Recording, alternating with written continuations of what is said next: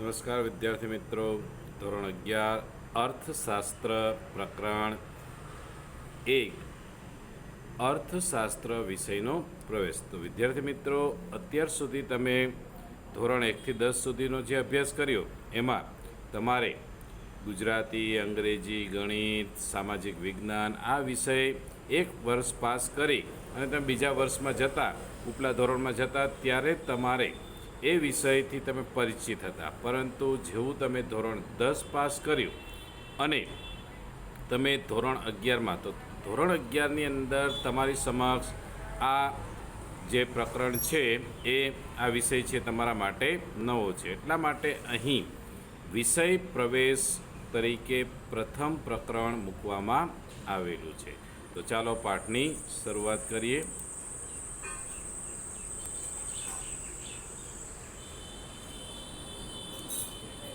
તો માનવી બુદ્ધિશાળી પ્રાણી છે, તેથી તે પોતાની આસપાસ પરિસ્થિતિનું વિશ્લેષણ કરી શકે છે અને તેનું વર્ગીકરણ કરી શકે. કારણ કે માણસ બુદ્ધિશાળી, એની આસપાસ કઈ કઈ ઘટનાઓ ઘટે છે એ પોતે જોઈ શકે છે, વિશ્લેષણ કરી શકે છે. આ સારું છે, આ ખરાબ છે, એવું પોતે વર્ગીકરણ પણ કરી શકે છે. માનવ જીવન સુખરૂપ ચાલે તે માટે વ્યવસ્થાઓ ઊભી કરી છે, જેમ કે સમાજ વ્યવસ્થા, રાજ્ય વ્યવસ્થા અને અર્થવ્યવસ્થા. આ વ્યવસ્થાઓને સમજવા માટે તેને પેઢી દર પેઢી ચલાવવા માટે તથા વ્યવસ્થામાં ઊભા થતા જે પ્રશ્નો છે અને એ સમસ્યાના ઉકેલ માટે માણસે વિવિધ શાસ્ત્રોની રચના કરી છે. તો આ પ્રકારના જે વિવિધ શાસ્ત્રો છે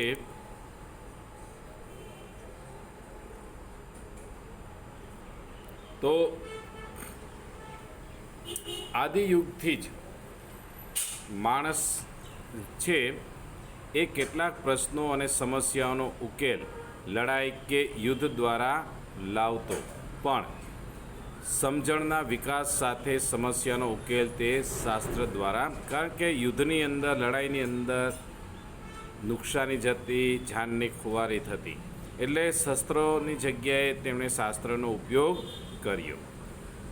બુદ્ધિપૂર્વકની ગણતરીઓ દ્વારા પોતે એ ઉકેલ લાવતો. અર્થશાસ્ત્ર આ રીતે માનવીની આર્થિક સમસ્યાનો ઉકેલ માટે તથા માનવીના આર્થિક વર્તનનો જે અભ્યાસ કરતું શાસ્ત્ર છે. હવે અર્થશાસ્ત્રનો અર્થ જોઈએ કે મિનિંગ ઓફ ઇકોનોમિક્સ. તો અર્થશાસ્ત્ર સાદો અર્થ આપણે જોઈએ તો અર્થ એટલે નાણું અને શાસ્ત્ર એટલે પદ્ધતિસરનું જ્ઞાન. તો નાણાંનું પદ્ધતિસરનું જે જ્ઞાન છે જેને આપણે અર્થશાસ્ત્ર તરીકે ઓળખીએ છીએ. અર્થનું શાસ્ત્ર સંસ્કૃત શબ્દ અર્થ પરથી ઉતરી આવ્યો છે. અર્થનું શાસ્ત્ર જે શબ્દ છે એ સંસ્કૃત શબ્દ ઉપરથી ઉતરી આવ્યો છે. સંસ્કૃત શબ્દમાં અર્થ શબ્દનો અનેક અર્થ છે, જેમાંનો એક ઉદ્દેશ્ય કે કશુંક મેળવવું એવો અર્થ થાય છે, જે આધુનિક જે આર્થિક અર્થ રહ્યો એની સાથે વધારે સુસંગત બેસે છે. હવે અંગ્રેજી શબ્દ ઇકોનોમિક્સ જે છે એ ગ્રીક ભાષા ઓઇકોનોમોસ ઉપરથી ઉતરી આવેલ છે. પ્રાચીન ગ્રીસમાં ઘર વખરી, સરસામાન કે જે વ્યક્તિગત માલિકીનો હોય તો તેને ઓઇકાઝ તરીકે ઓળખતા. જે ગ્રીસ ભાષાની અંદર, ગ્રીસની અંદર ઘર વખરી કે સરસામાન વ્યક્તિગત માલિકી હોય તો એને ઓઇકાઝ, અને ઘરના સરસામાનનું વ્યવસ્થાપન એટલે એની ગોઠવણી કરવાનીને નોમોઝ તરીકે ઓળખતા. તો ઇકોનોમિક્સ એ બે શબ્દનો ઓઇકોનોમોસ, ઓઇકોઝ એટલે અભિયાલ આપણે જોયું કે પ્રાચીન ગ્રીસમાં ઘર વખરી સરસામાન જે કોઈ વ્યક્તિગત માલિકીની હોય તો તેને ઓઇકાઝ કહેવાતું, અને એવી જ રીતે એ સરસામાન જે છે એની ગોઠવણીને નોમોઝ તરીકે ઓળખતા. હવે અર્થશાસ્ત્રનું ભારતીય ચિંતન. તો ભારતમાં સભ્યતા અને સંસ્કૃતિનો ઇતિહાસ આશરે 5000 વર્ષથી પણ જૂનો છે. રામાયણ, મહાભારત, એની પહેલાંના જે ગ્રંથો છે, બરાબર, વેદો, તો ભારતીય જે સભ્યતા અને સંસ્કૃતિનો ઇતિહાસ આપણે જાણીએ છીએ 5000 વર્ષ કરતાં પણ જૂનો છે. તત્વચિંતનમાં માનવ જીવનના વિવિધ પાસાઓ અને માર્ગદર્શન જોવા મળે છે. ધર્મ, અર્થ, કામ અને મોક્ષ, આ 4 પુરુષાર્થ, બરાબર, ધર્મ, અર્થ અને કામ અને મોક્ષ, આ 4 પુરુષાર્થો છે જે માણસે કરવાના છે. અને માનવ જીવનના મુખ્ય 4 ઉદ્દેશોમાંથી અર્થ માટે કરવામાં આવતી પ્રવૃત્તિઓમાં સાથે અર્થશાસ્ત્રને લેવા દેવા છે. તો આપણા 4 પુરુષાર્થો ધર્મ, અર્થ, કામ અને મોક્ષ. તો માનવ જીવનના જે 4 ઉદ્દેશો છે જેમાંથી અર્થ માટે કરવામાં આવતી પ્રવૃત્તિઓ સાથે અર્થશાસ્ત્ર છે એને લેવા દેવા છે. હવે કશુંક મેળવવાની અપેક્ષા સાથે થતી પ્રવૃત્તિ અર્થપૂર્ણ પ્રવૃત્તિ છે. માનવ જે જીવન છે તો એ માનવ જીવનના નિર્વાહ અને ભૌતિક સુખની પ્રાપ્તિ માટે નાણું કમાવવું એટલે કે અર્થ ઉપાર્જન કરવું કે આવક મેળવવી એ મનુષ્યનું કર્તવ્ય છે. આશરે 2500 વર્ષ પહેલાં કે અર્થશાસ્ત્ર નામના એક પુસ્તકમાં કૌટિલ્ય કે જેમનું બીજું નામ ચાણક્ય, તો કૌટિલ્ય નામનું એક અર્થશાસ્ત્રનું પુસ્તક આજથી લગભગ 2500 વર્ષ પહેલાં લખાયેલું જે ચાણક્યએ લખેલું છે. હવે તેમણે પોતાના પુસ્તકમાં કે તેમણે માનવીની આર્થિક પ્રવૃત્તિનું ચિંતન રજૂ કર્યું છે. આ સંદર્ભમાં કૌટિલ્યના મતે મનુષ્યની વૃત્તિ અર્થ, મનુષ્યના વસવાટવાળી ભૂમિ અર્થ અને તેવી પૃથ્વીના લાભ અને પાલનના ઉપાયો દર્શાવતું શાસ્ત્ર એટલે અર્થશાસ્ત્ર. તો વિદ્યાર્થી મિત્રો, કૌટિલ્યના મતે અર્થશાસ્ત્ર એટલે શું? જો આ પ્રકારની વ્યાખ્યા આવે તો મનુષ્યની વૃત્તિ અર્થ છે, મનુષ્યના વસવાટવાળી ભૂમિ અર્થ છે અને આવી ભૂમિના લાલન પાલનના ઉપાયો દર્શાવતું શાસ્ત્ર એટલે અર્થશાસ્ત્ર. આ કૌટિલ્યએ આપેલી વ્યાખ્યા. કૌટિલ્યને આપણે ચાણક્યના નામે પણ ઓળખીએ છીએ. કૌટિલ્ય એ પોતે પુસ્તક જે લખેલું હતું અર્થશાસ્ત્રનું, એ પુસ્તકને કૌટિલ્ય નામથી એને પ્રસિદ્ધ કરેલું હતું. હવે ભારતીય ચિંતનમાં માનવ કલ્યાણની સમગ્રતયા વિચાર થયો હતો. આર્થિક પ્રવૃત્તિ માત્ર અર્થ કેન્દ્રિત ન રહેતા નૈતિક આધારો સાથે સમગ્ર માનવ કલ્યાણને ધ્યાન રાખીને થાય છે. માટે ચાણક્યના અર્થશાસ્ત્રને નીતિશાસ્ત્રની પણ અસર જોવા મળે છે. તો અહીં ચાણક્યના અર્થશાસ્ત્રને નીતિશાસ્ત્ર તરીકે પણ ઓળખવામાં આવે છે.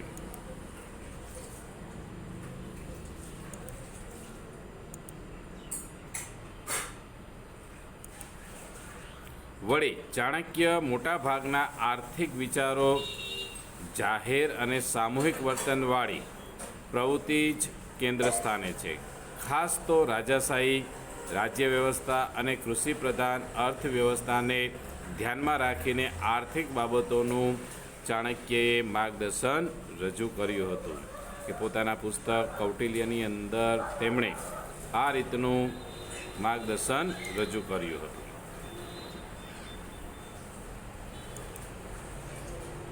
હવે આ આપણે ભારતીય જોયું. હવે પશ્ચિમી અર્થશાસ્ત્રનો ઉદ્ભવ અને એના વિકાસની વાત જોઈએ તો તત્વચિંતક જેનું નામ છે એરિસ્ટોટલ, એને ઓ ઇકોનોમિકા નામનું પુસ્તક લખેલું અને આ પુસ્તકમાં તેમણે આર્થિક ચિંતન રજૂ કર્યું હતું.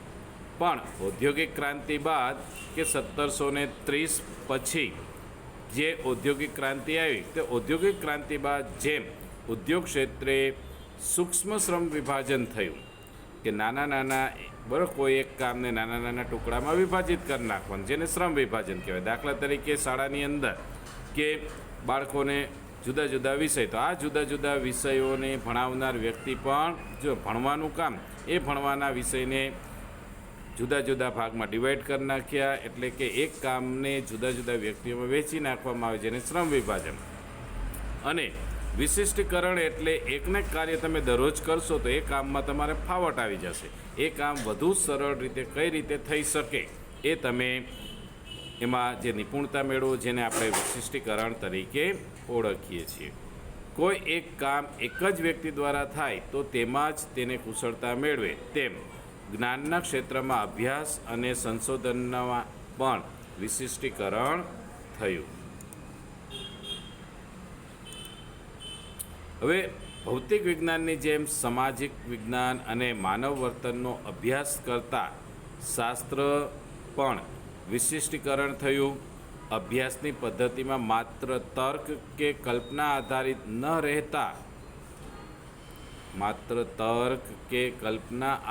ન રહેતા પ્રયોગ અને ચકાસણી આધારિત જે વૈજ્ઞાનિક પદ્ધતિઓથી અભ્યાસ શરૂ થયો.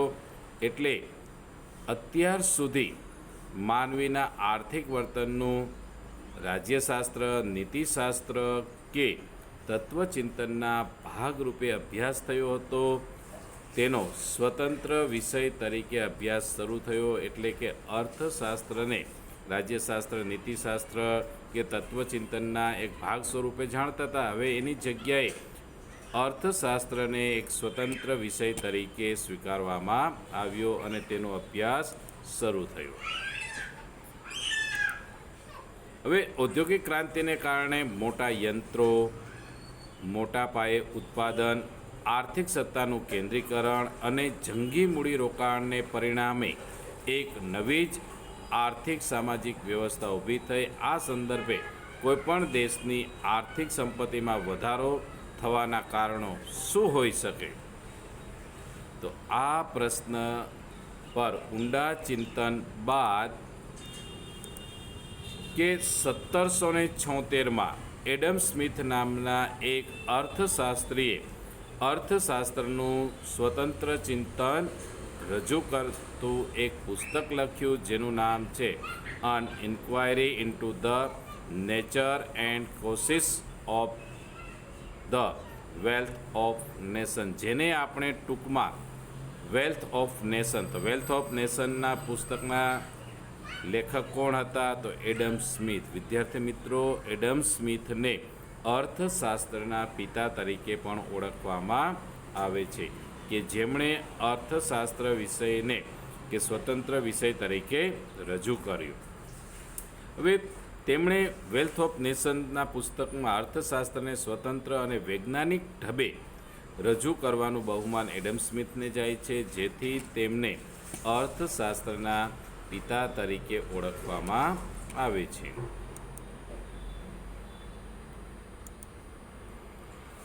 એડમ સ્મિથે આપેલી અર્થશાસ્ત્રની વ્યાખ્યા. તો અર્થશાસ્ત્ર એટલે સંપત્તિનું શાસ્ત્ર. તો એડમ સ્મિથે કઈ વ્યાખ્યા આપી? તો એડમ સ્મિથે વ્યાખ્યા આપી અર્થશાસ્ત્ર એટલે સંપત્તિનું શાસ્ત્ર. તેઓ માને છે કે ઉત્પાદક શ્રમ દ્વારા ઉત્પન્ન થયેલ ભૌતિક સંપત્તિ, ઉત્પાદનના વપરાશ અને વિનિમયનો અભ્યાસ કરતું શાસ્ત્ર એટલે અર્થશાસ્ત્ર.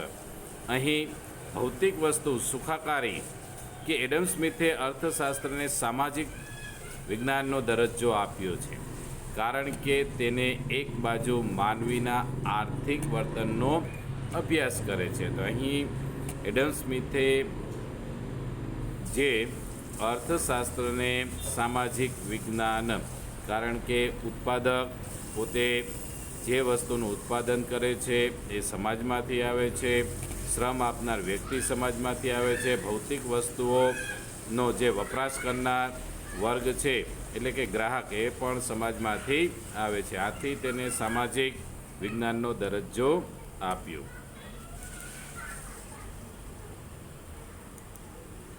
તો બીજી બાજુ તેની અભ્યાસ પદ્ધતિ વૈજ્ઞાનિક ઢબે છે, અને એટલે વૈજ્ઞાનિક ઢબ એટલે ચોક્કસ સિદ્ધાંતો ઉપર આધારિત છે. એડમ સ્મિથે માનવીના આર્થિક વર્તનનું સ્વતંત્ર અભ્યાસ કરવાનું શરૂ કર્યું અને નીતિશાસ્ત્ર આર્થિક અભ્યાસથી દૂર રાખ્યું. એડમ સ્મિથે પોતાના પુસ્તક વેલ્થ ઓફ નેશનમાં આમ તો માનવ કલ્યાણની જ વાતો કરેલી છે. અર્થશાસ્ત્રનો ઉપયોગ માનવ કલ્યાણ માટે થાય એ જ બાબતનો ઉલ્લેખ તેમણે પોતાના પુસ્તક વેલ્થ ઓફ નેશન્સમાં આપેલો છે. તો વિદ્યાર્થી મિત્રો, એડમ સ્મિથે અર્થશાસ્ત્ર એટલે સંપત્તિનું શાસ્ત્ર, અને એડમ સ્મિથને અર્થશાસ્ત્રના પિતા તરીકે ઓળખવામાં આવે છે. હવે એડમ સ્મિથ પછી બીજા અર્થશાસ્ત્રી પ્રોફેસર આલ્ફ્રેડ માર્શલ. તો આલ્ફ્રેડ માર્શલે 1890માં અર્થશાસ્ત્રની વ્યાખ્યા આપવા એક પુસ્તક પોતાનું, જેનું પ્રિન્સિપલ ઓફ ઇકોનોમિક્સ નામનું એમણે પુસ્તક લખેલું. ક્યારે લખેલું? 1890માં. બરાબર. પ્રોફેસર આલ્ફ્રેડ માર્શલના પુસ્તકનું નામ શું? તો પ્રોફેસર આલ્ફ્રેડ માર્શલના પુસ્તકનું નામ છે પ્રિન્સિપલ ઓફ ઇકોનોમિક્સ. તો એમણે પોતે પ્રિન્સિપલ ઓફ ઇકોનોમિક્સ નામનું પુસ્તક. અર્થશાસ્ત્ર માણસની રોજિંદી જિંદગીના આર્થિક વ્યવહારોનો અભ્યાસ કરે છે, જેમાં તે ભૌતિક ચીજવસ્તુઓના વપરાશથી સુખાકારી મેળવે છે. તો પોતે રોજિંદા જે આર્થિક પ્રશ્નો છે એનો અભ્યાસ કરે છે અને ભૌતિક ચીજવસ્તુઓના વપરાશથી પોતે સુખાકારી મેળવે છે. તો આપણે સવારે ઉઠીએ છીએ ત્યારે જે શરૂઆતનું પહેલું જ કામ બ્રશ કરીએ છીએ, તો એ બ્રશ અને એ બ્રશ ઉપર લાગતી પેસ્ટ, તો આ બંને ભૌતિક વસ્તુઓ. ભૌતિક કોને કહેવી? તો ભૌતિક વસ્તુ એટલે જેને સ્પર્શ કરી શકાય, ગણી શકાય, એને ભૌતિક વસ્તુઓ. તો આ ભૌતિક વસ્તુઓના વપરાશથી આપણે સુખાકારી મેળવીએ છીએ.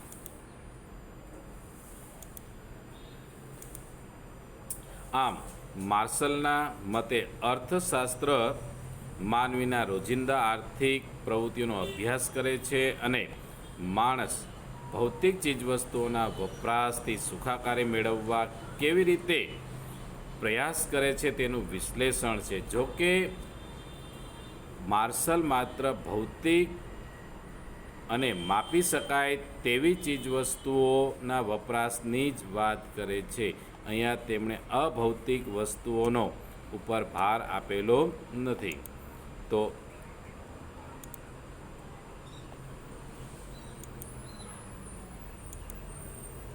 તેથી માર્શલની આ વ્યાખ્યાની ઘણી ટીકાઓ થઈ અને આ વ્યાખ્યાની ઘણી ટીકાઓ સહન કરી. આમ છતાં માર્શલે જે અર્થશાસ્ત્રના અભ્યાસમાં માનવીને કેન્દ્ર સ્થાને મૂક્યો તે બાબત ખૂબ જ અગત્યની છે.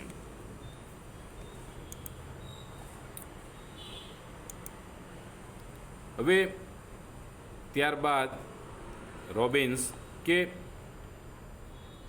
1931માં લાયોનલ રોબિન્સે પોતાનું એક પુસ્તક નેચર એન્ડ સિગ્નિફિકેશન્સ ઓફ ઇકોનોમિક્સમાં અર્થશાસ્ત્રની વ્યાખ્યા આપી.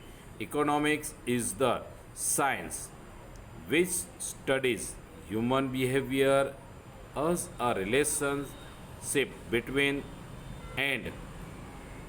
ends, square means which have alternative uses. અર્થશાસ્ત્ર એ માણસ પોતાની જરૂરિયાત અને વૈકલ્પિક ઉપયોગ ધરાવતા સાધનો વચ્ચે સુમેળ બેસાડે તેની વર્તણૂકનું અભ્યાસ કરતું વિજ્ઞાન છે. તો લાયોનલ રોબિન્સે પોતાનું પુસ્તક nature and significations of economics ક્યારે લખ્યું? તો 1931માં. Nature and signification of economics નામનું પુસ્તક કોણે લખ્યું? તો લાયોનલ રોબિન્સે.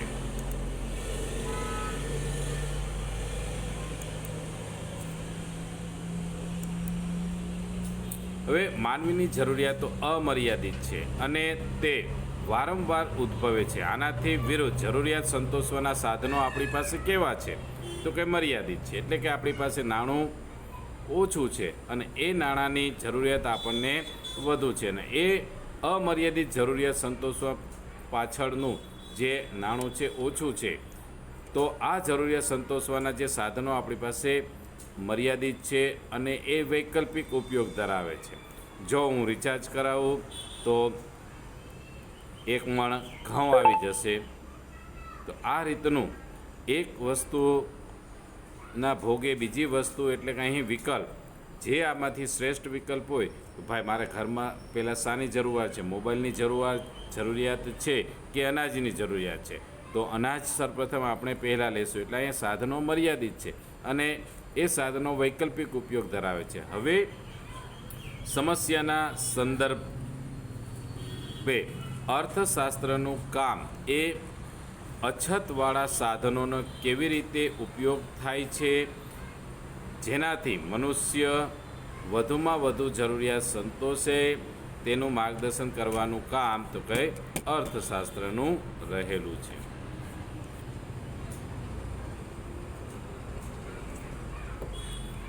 રોબિન્સ અર્થશાસ્ત્રને વાસ્તવલક્ષી વિજ્ઞાન તરીકે રજૂ કર્યું છે.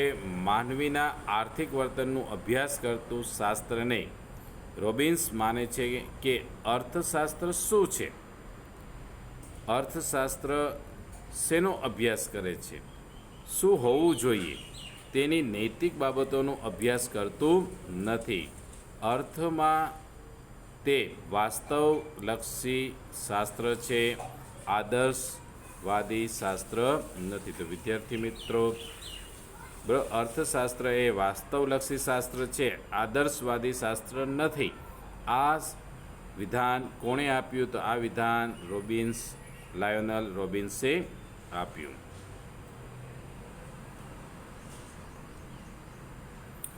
હવે ત્યારબાદ સેમ્યુઅલ્સ આપેલ વ્યાખ્યા પ્રમાણે economics is the study of how society use square resource to the produce valuable commodities and distribute them among different people. એટલે કે આનો અર્થ તો અર્થશાસ્ત્ર એ મૂલ્યવાન ચીજવસ્તુઓ બનાવવા અને વિવિધ લોકોમાં વહેંચવા માટે દુર્લભ જે સંસાધનોનો ઉપયોગ કેવી રીતે કરે છે તેનું અભ્યાસ કરતું શાસ્ત્ર છે. તો અહીં સંસાધન એટલે મનુષ્યના ઉપયોગમાં આવતી વસ્તુ એ કુદરતી હોય કે માનવ સર્જિત, તો એને આપણે સંસાધન તરીકે ઓળખીએ છીએ. સમાજ કેવી રીતે પોતાના અછતવાળા સાધનોનો અગત્યની જરૂરિયાતોનું ઉત્પાદન કરે છે અને જુદા જુદા લોકો વચ્ચે વહેંચે છે તેનો અર્થશાસ્ત્ર અભ્યાસ કરે છે. 1947માં તેણે આ વ્યાખ્યા આપી. એટલે કે સેમ્યુઅલ સમાજની પસંદગી અને વહેંચણીના મુદ્દાને અર્થશાસ્ત્રના અભ્યાસમાં મહત્ત્વનું સ્થાન આપે છે. સમાજ કેવી રીતે પોતાના અછતવાળા સાધનોની આમ અર્થશાસ્ત્રની વિવિધ વ્યાખ્યાઓ પરથી આ પ્રમાણેના મુદ્દાઓ મહત્ત્વના બને છે. અર્થશાસ્ત્ર એ માનવીની આર્થિક વર્તનનો અભ્યાસ કરતું શાસ્ત્ર છે. અર્થશાસ્ત્ર એ વાસ્તવદર્શી છે અને અર્થશાસ્ત્રની અભ્યાસની પદ્ધતિ વૈજ્ઞાનિક છે.